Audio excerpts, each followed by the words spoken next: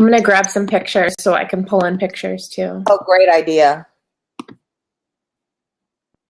While I'm thinking of it.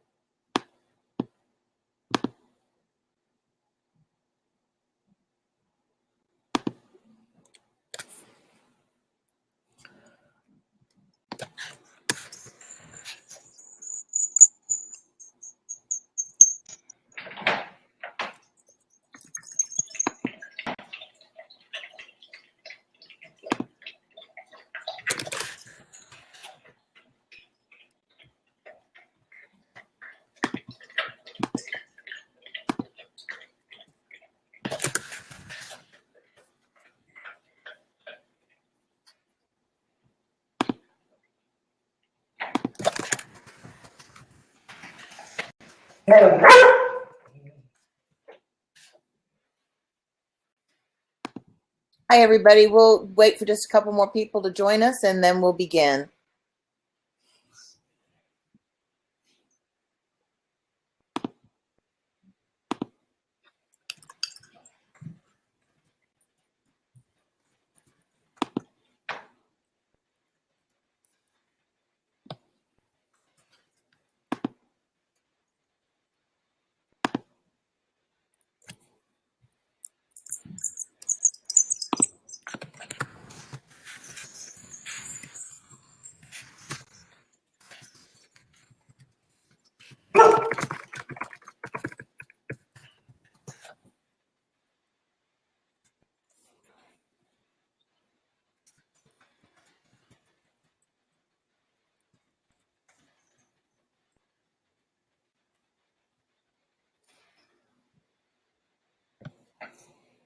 Okay. We want to go ahead and Sure. start, did you think? Yeah. Welcome, everybody, to the BLAB tonight. And I am Mary Ann Reeve. I'm Super Teach 5-6 from Special Ed Spot. And we want to welcome you guys. And my partner right now is Alyssa. Alyssa, why don't you introduce yourself a little bit? Hello, I'm Alyssa. I'm from Simply Special Ed, and I teach grades 1 to 4 autism classroom in Massachusetts. And I have taught primarily elementary. I am currently retired, but taught special ed, general education, mostly special education though, in grades K through 6, from mildly disabled to significantly disabled. If you want to just write in what grades you teach and where you teach, that'd be great too, so we can interact a bit more. That's a great idea. And experience that you've had with structured work systems. So you're coming from a beginning standpoint. I was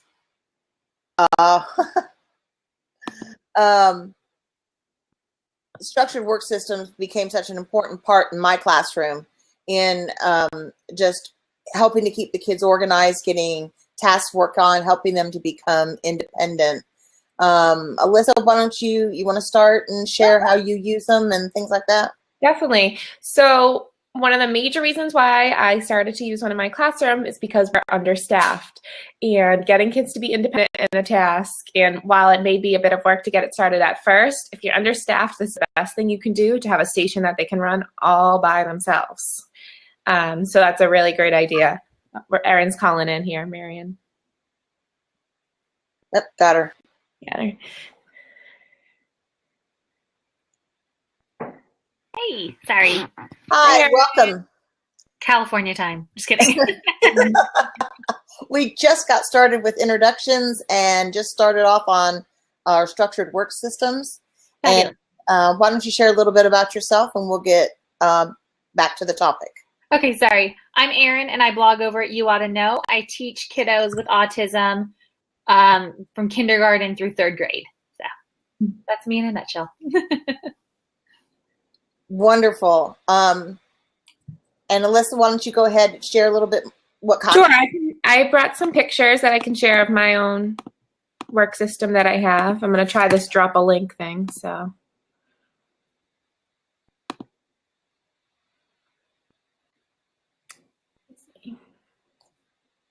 all right. I think it's working. It is. I see it. Okay, so this is what my workbox system looks like. I have shapes for fine motor activities and lower level activities that my students are pretty independent on at this point. And then I have letters for English tasks and blue numbers for math tasks. So my students basically grab, they have a schedule on the board and we put up which numbers they're doing and they follow their schedule completely independently, grab it off, match it to the box, bring the box over, complete the task and put it in the bin at the end.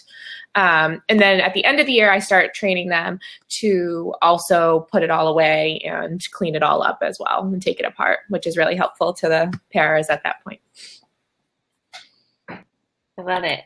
I know that is really good. I used a similar system with one color being reading, one color being math, and then used objects like shapes and things like that for other things. And then we had our schedule on the board. I always wanted to make sure that the skills that I used in my work systems were skills that the kids knew, not skills that I was teaching.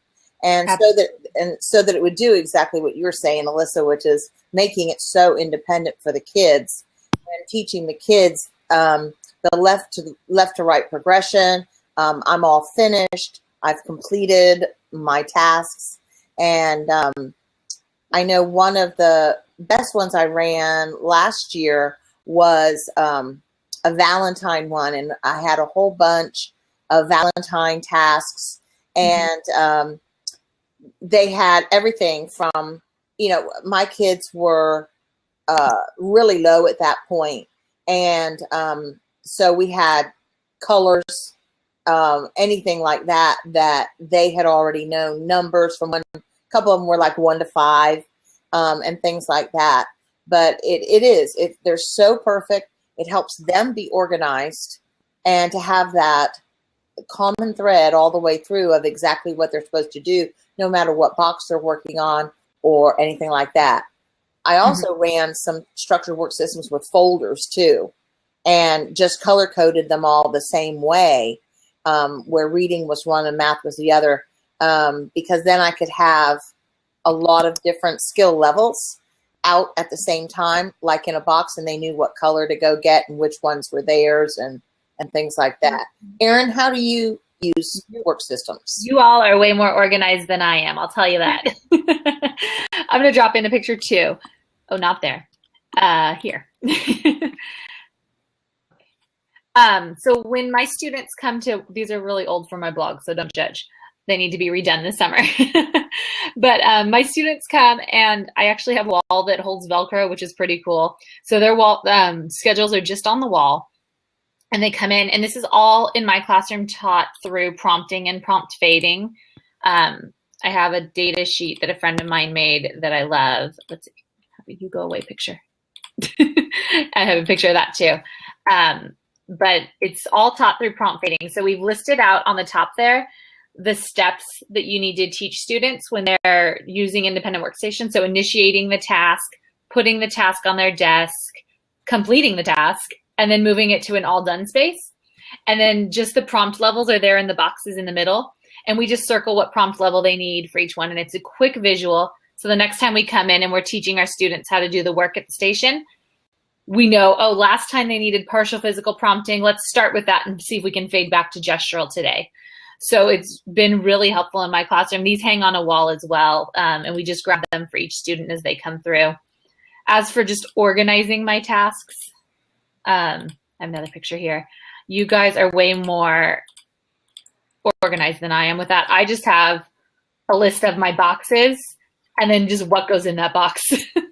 That works. But it's right on. I actually have 3 workstations I do run in my classroom.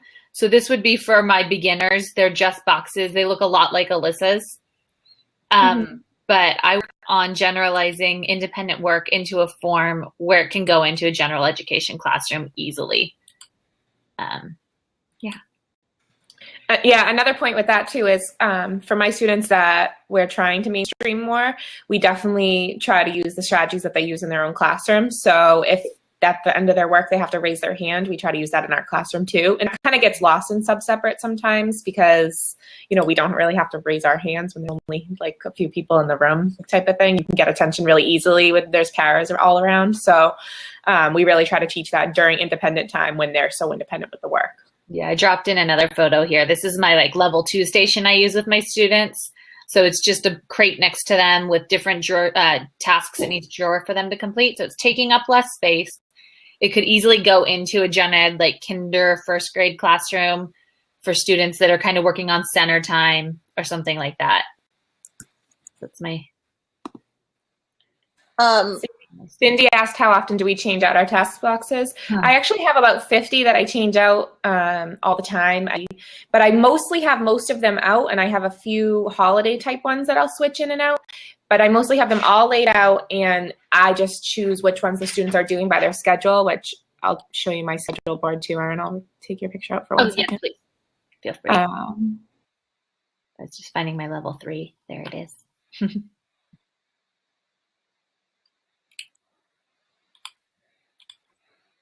I think she took it out. She went away. There, she's back. Sorry. I don't know. Hold on. Well, and as Erin, far as you guys can hear my dogs, they're being really annoying tonight.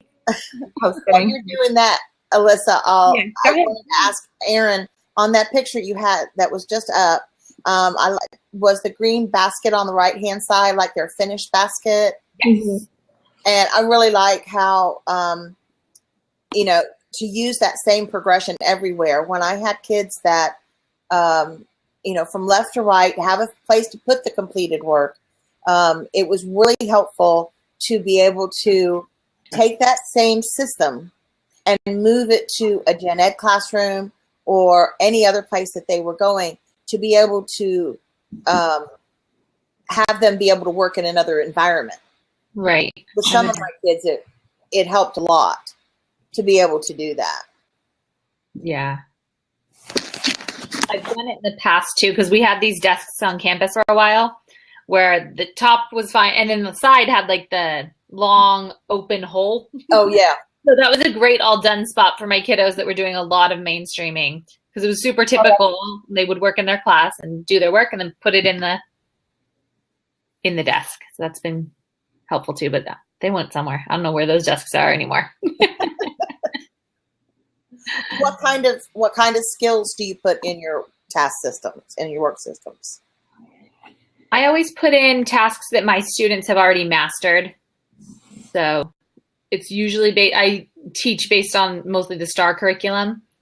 And so I work on mastering those on a one-to-one teaching situations, and then I actually generalize out into a small group setting, and then it'll go into independent work in my classroom.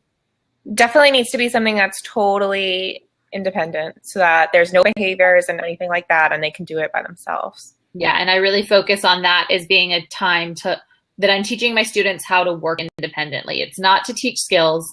It's not to teach really, well, it is teaching behavior, so never mind. It's teaching appropriate behavior. Yeah. So I'm going to drop in one more picture here. This is my level 3 system I use in my classroom. So you see there's just, I use those magazine boxes from IKEA, super cheap.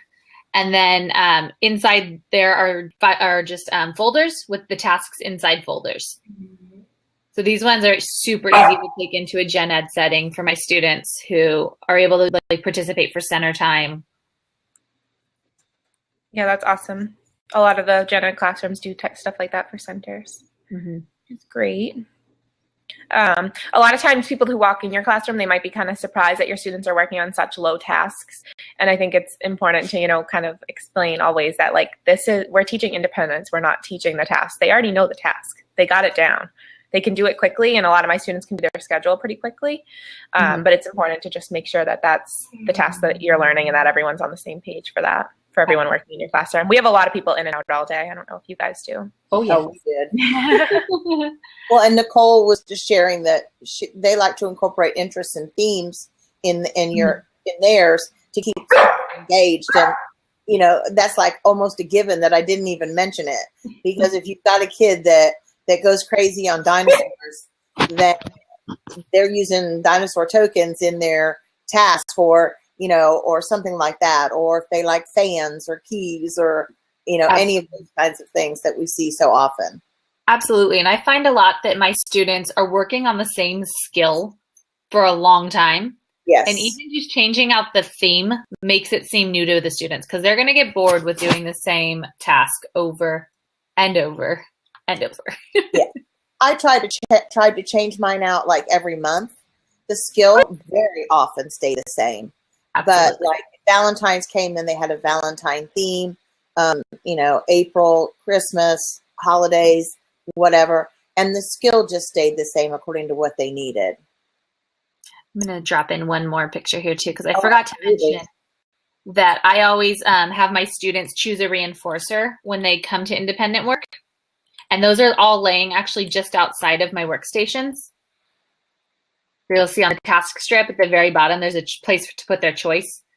And each student, before they even start working, I have them choose what they're going to work for at the end, because most of the time my workstations don't take the entire 20 minutes that they're supposed to, that my centers run in my classroom.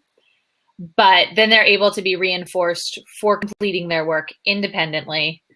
And so that, like, I have a box with coloring supplies. I have another box with Play-Doh supplies, another one with some stuffed animals. And they all choose, oh, we lost Melissa again. They all choose what they want to work for. So. Right, exactly. I think, do you do like stress beginning, middle, and end with them when they're working on the tasks on the work systems? Like, this is how you start in the middle and the end, and teaching that progression as well. I had really low kids and very young at times, and we did a lot of working on that. Not necessarily. I kind of honor independent work time as independent work time. I have no interaction with the students beyond prompting, and it's all nonverbal, no eye contact. Right. But, oh my gosh, yes, Nicole. Oh, absolutely. The self-engaging, you know, the engaging self-stimulating behaviors just really pop up at that time too. Yes, I had, I've been using clothespin tasks a lot, and I one day caught one of my students with the clothespins up to her eyes, opening and closing them. So what one of my reinforcement choices is an I Spy box, and it has all visual stims, but they're way more fun than a clothespin. So it's got those timers with the liquid inside. So when you turn it upside down, it's got some light up wands. It has a lot of really fun visual stimulating activities. That's been my way to fix that problem. One way that I worked with that was always had a fidget area or a cool down area or something like that. Sometimes we called it the space place, and had a lot of those types of items in that area. And that was one thing that they could go do when they were finished with a task. And so they could even, a couple of them I even had do it in between the different structured work systems that they did. And then they could go back and work on it again. And that seemed to eliminate a lot of it for some of them. I definitely base off how many tasks they can do at a time. Like in the beginning, it's one task and you get a reward, one task and you get a reward, and then kind of extend them out. I'm going to try to add my picture again if it works. Let me see. So this is our schedules that we use in our classroom. So the kids just pull them off the board and match it to the box, and then bring the box over and do the left to right work system behavior. So they finish the work and then they put it in the box that's on the floor to the right there. You can kind of see it, which is a good way. I have problems with the clothespins all the time too, Erin. I've had to take clothespin tasks away from some students because they're just so fun. But my box of my stuff is way more fun. I have the Viewmaster in there. Right. So those clothespins are boring now. Well, and you know, Alyssa, I can see in the picture, you know, the boxes that you're using for some of the systems, and And it just reminds me that, you know, I invested in a whole bunch of those one time. And those are just like so valuable because you can either buy a stock number of them and then switch them out, or they are so stackable. Yes, they're amazing. So and I you can actually just take the whole box, store it away, and they stack nicely and neatly and easy to find. when I walked into this classroom and they're like, there's this giant shelf in there, you're not gonna want it. And I'm like, oh my God, it's the best shelf ever. Yes, I do. Like, it was the best thing ever to me. So I love my shelf. It's amazing. But the boxes are amazing. I got like a pack of 50 for like $30 on Amazon at one point. So I have tons of the same boxes. I really like things to be uniform. I'm crazy like that. But and they just like work so wonderfully. And like even things like that, like opening those types of boxes and stacking them and putting them on the shelves, those are good like life skill type things for the kids to learn too. Yes. And putting them back when they go. I actually have one student who loves making sure they're all in the right order. And oh, I would love that student. I'm like, yes, yes, make sure. We have a question. We have a question, I think, that we haven't addressed yet. That they said they're in the process of building their task block repertoire. And as you bring in new tasks, how do you take time to teach those? Go ahead, Alyssa. I usually pull the kids for one-to-one work, and I'll just teach the task like in the one-to-one setting, but they're usually still tasks that they know how to do. So if it's, you know, counting one-to-one correspondence and it's just new materials, I'll kind of like overwatch them while they do it, but usually they can figure it out pretty good. If it's something completely new, then I would spend like a week or so like doing it in one-to-one work to get them to be more comfortable with it. But once again, like the task might be new, but the actual skill should be already learned and independent at that point. Pretty much exactly what I was going to say. Yeah. I don't teach a new skill in independent work. I would teach it in either one-to-one, and then I would generalize it into our small group setting, and then I would move it into independent work. Sometimes new tasks I will put into independent work, but they're already skills that have been mastered. So like matching the alphabet or counting, but they may look different. But my students have been able to adapt to that. Exactly. It's more new materials, not new skills. Or yeah, a different way to do the same skills. If I did a Valentine activity and it was like matching stamp patterns to envelope patterns or something like that, just something as basic as matching, teaching that, but they may know how to match, but to match in that particular situation, of course, that generalization skill often isn't there. That to be able to, I had time built into my schedule where I worked with each child one-on-one. And so if I needed to not teach what the skill was, but teach how to do that particular system, then I would work with them independently. But that seemed to be, as you all have mentioned, something that was easier learned and a little bit quicker. So I really wasn't ever teaching a skill. You know, I wasn't teaching like adding 1 through 5 or something like that. Right. Wow. Does that answer your, I don't know if I think that was what they were going for. Or how do you take time to teach those? And I took time out of my schedule to sit down with them and go through those things that I wanted them to do. It was usually on a Monday. Sometimes I would do it on a Friday because we seem to have a little bit more time on Friday in the schedule. And so I would introduce it on Friday and then go through it on Monday with them so that they could have a step up on what they were to do. Yeah. Each one of my students has a 20-minute one-to-one work teaching time every day with either myself or one of my paras. So I have a binder for each student. So I'm able to put things in the binder and just put a note on it, say, make sure you cover this today so it can move to independent. Yeah, and I always had a paraprofessional usually was doing it, or a teaching assistant that was in charge of that area. And that rotated as well from like week to week or month to month. And so making sure that adult had the knowledge and the skills they needed in order to keep that flowing when the kids were working, no engaging, let them work independently and things like that. I need to snap some pictures. I have do's and don'ts posted above my independent workstation for the staff. things to do Oh, and that's things good. not to do. Like one of the nots is do not talk to them. Do not make eye contact. Yeah, being direct is good too for that type of stuff. Yeah. Nicole Yeah. just asked how many task boxes in total and where do you store them, and she had to come up with a different system because she didn't have storage. And that made me think of Bree from Breezy Special Ed. I know has hers on a cart because she doesn't have storage either, so she can pull them out and put them away. That's a great idea. She has that for work or for storage? For the storage of the work boxes. Okay. I'm a little bit lazy, but I stick to mostly like paper laminated Velcro tasks just because for me, they're so easy to prep. I'm trying to find a picture right now, but I'm easily able to throw those into a file cabinet. And so it makes it easy for storing, especially those level 3 systems that I'm working with. My students are pretty much all working file folder tasks or things that can fit into a folder. So, oh, that's not where it goes, man. I started with like 10 boxes and built mine up from there. So I swapped out the things that were in the box. And so the contents had to have somewhere to go when it was being stored because the boxes were reused for the next set.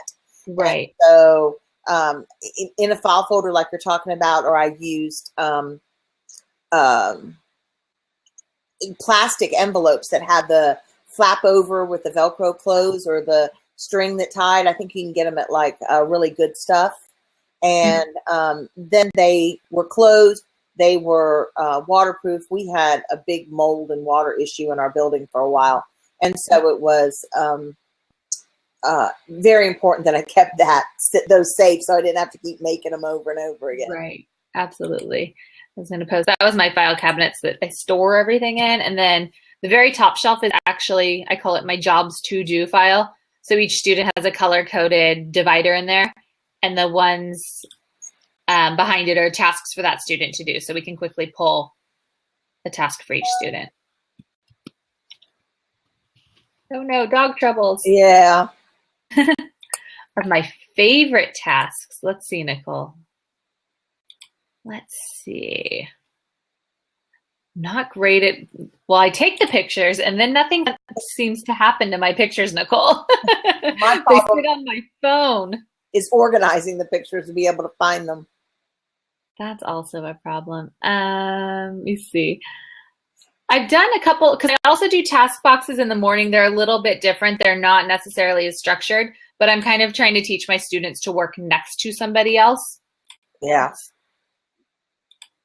And I had a really fun one for a while. It was my favorite. It was a wonderful put-in task. Here it is. I see it. It was coins and a piggy bank. So putting the coins into the piggy bank. Okay. Whoa, that's not what I wanted. That's not it. Hang on. Let's try that again. There it is. So it's from the Dollar Tree. I found a piggy bank. I said, we can put coins in that. That would be great fine motor practice. And you mentioned the dollar store, the Dollar Tree. What an awesome source of a place to get things to use for work systems. Yeah. And I also, when I do my morning workstations at the table, when I'm teaching students actually to work next to one another, I put them in the lids for file or copy paper boxes. So it at least defines a space for each student, that this is my space, that's your space. My favorite is a counting task I have. I just found a picture. But it's also a fine motor task, which I love. And the kids love it because they love these little tweezers, which are great. Oh, yeah. They have to match the color. They have to put that amount of number in there. But you could also just do colors if your kids can't do numbers and colors at the same time yet. And there's a little piece of felt in the bottom of each little box that I got from the dollar section. It was like 5 in a pack for $1, which was amazing. And then the little tweezers came from the Target dollar section, which is another great place to find stuff for tasks, especially those little erasers. Those are my favorite. I love the little erasers. They're so amazing. Cute. Right. There's a really good one, but I think it's on my phone. Oh, man. And who knows where it is on my phone is the next problem. And Cindy asked if we change the assigned boxes for every student daily. I do. Yep. They have a different schedule every day, and the boxes are different. They might be the same type of tasks, but in a different order, or we have a bunch of different tasks that work on one-to-one counting or colors and stuff like that. Oh, I didn't change mine out daily. I changed mine out usually weekly and then at a monthly interval as well. Yeah, I change out my task boxes themselves at least about once a month, but then the tasks that students are doing daily, because I have like 30 something boxes on my shelf in my level 1 workstation, those tasks rotate daily. So they're doing a different task every day, but it's still within those 30 tasks. Do we have any more questions? Oh, go ahead, Erin. I'm sorry. Oh, sorry. I was saying that my other students have tons of jobs lined up in their files, and they'll work on them for weeks. Yeah. Really like that one with the tweezers. I'm gonna steal that one, Alyssa. Yeah. How do you find those tweezers? So good. How do you find one-on-one time? It was, for me, it was something I just built into the schedule from the very beginning. I was very lucky to have 2, we call them paraprofessionals, or TAs, and zoning those people correctly in their schedules was paramount to getting it all to work together. Yeah. I usually use my time in the schedule as kind of like #1 priority. Yeah. Mm-hmm. I would really check out Christine Reeves' zoning plans too, because that really helps with figuring out how to manage the amount of powers you have with the amount of kids you have.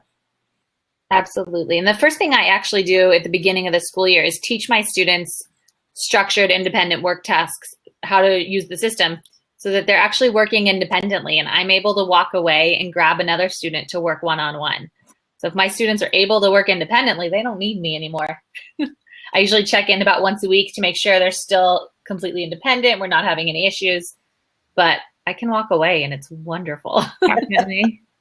I do have one student that likes to do half the work and hide some of the unfinished work and stuff like that. But or do all them wrong just so that they can be like done. Make it look like it's done. I mean, come on. Yeah, I just put the pieces on. We're done here. We're done.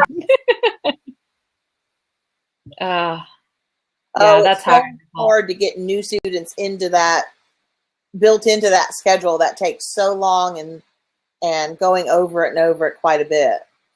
Absolutely. Yeah, the middle of the year new students, that's always hard. Alyssa mentioned Christine Reeve, and I put her website up in the site, Autism Classroom Resources. She does have a very big section of structured work system information, and she also has Work Basket Wednesdays where people have linked up for with just ideas and pictures of structured work systems. So work baskets and things like that. So if y'all haven't been there, be sure and check that out. I'm going to add the link that has the Work Basket Wednesday, my Work Basket Wednesday post from when I did this. That's a great idea. And then you can link to Christine's from there. Cool. And it shows how I made it. Nice. Oh, that's fantastic. Well, our time is up for tonight, and I think we have addressed everybody, and we hope so. Mm-hmm. And we appreciate everybody joining us. And one of my favorite topics, structured systems, and we may be addressing it even further detail later. So we've got a lot of great topics coming up. So be sure and subscribe and share the word. And thanks for joining us tonight. Thanks so much, everyone. Thanks. Have a good night. Thanks, Erin. Thanks, Alyssa. Bye. Bye. Bye.